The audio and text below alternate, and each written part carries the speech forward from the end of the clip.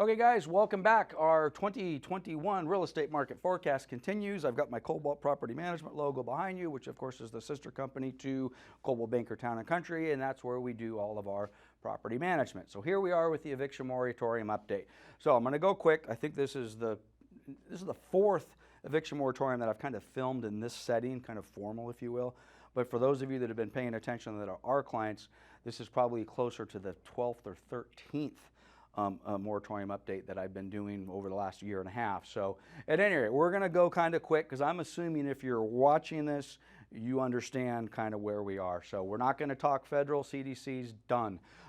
We're not necessarily going to talk local because they're all local and they vary. So we're going to talk about what's going on in the state of California, which for the most part is us, even though the local ordinances vary widely. If you are one of our customers, we got you. If you're watching this and you're outside of my world, you better check with the local ordinance and whoever's doing your management and eviction help because it changes dramatically.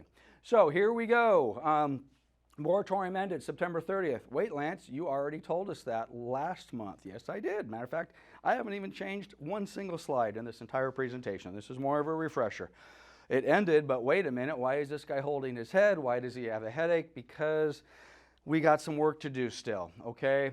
Truly a case, more things change, the more they say the same. Same slide from a month ago, we're going to Plan B.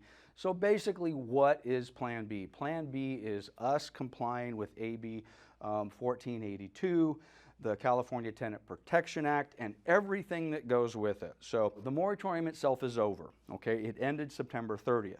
For those of you that were paying attention, the news media was going bananas. Evictions by the millions, right? Everybody's going to be homeless. The world's going to end. Has anybody seen news reports of millions of people being evicted and on the streets after September 30th? No.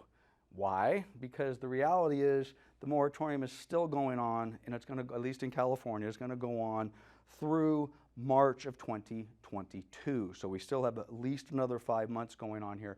It's a shame that just from a kind of a public perception perspective that the media and the industry on our side of the fence didn't do a better job kind of educating the public or maybe even counteracting some of those stories that the media was putting out with just floods and floods of evictions. So where are we? The bottom line is the California Tenant Protection Act is going to be in place for at least till March of next year. Can there be an eviction? Yes, but they're under very, very limited circumstances. So this is the deal. There's two things I want to focus on in today's brief update. If you are in a situation where your tenant is not paying, I do have some really, really good news for you. Are you going to quote Rick Hoffman again? Rick Hoffman was referring to our forbearance moratoriums and what would happen when we came out of it, and Rick said, I don't know, we've never done this before. That certainly applies to we've never come out of an eviction moratorium.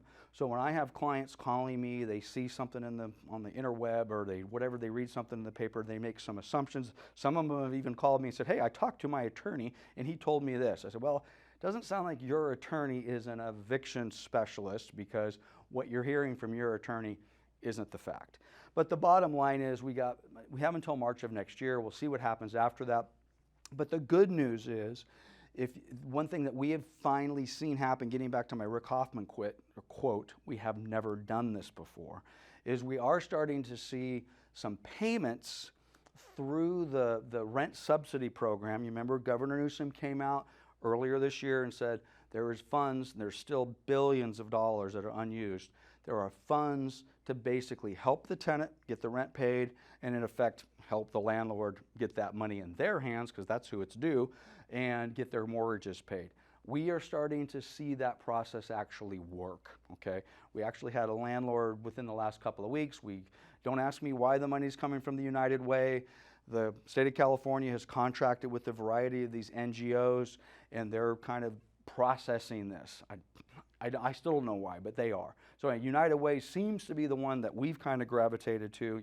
Tenant fills out the application, landlord fills out the application gets approved, you plug in the numbers, the next thing you got a check. We've been getting checks for thousands of dollars and tens of thousands of dollars in some cases for many, many months of back rent.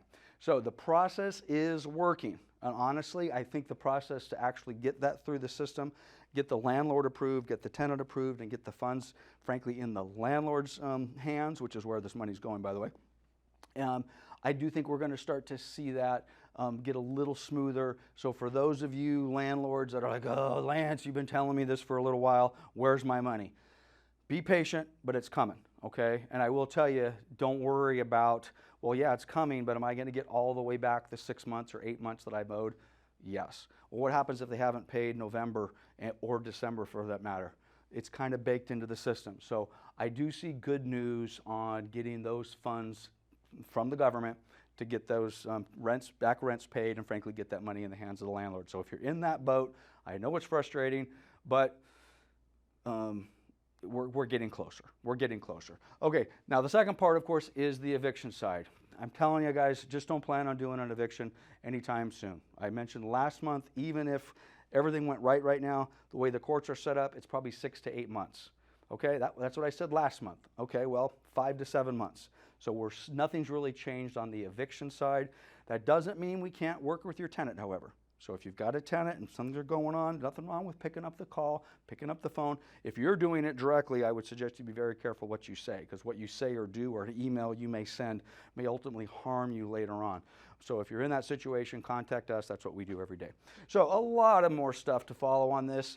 It does appear as though we're starting to get a little bit closer to the end of this mess, but probably going to regret saying those words because we'll see what happens in March. So that's my latest eviction moratorium update. I know there's probably left more questions than answers, but we are heading in the right direction.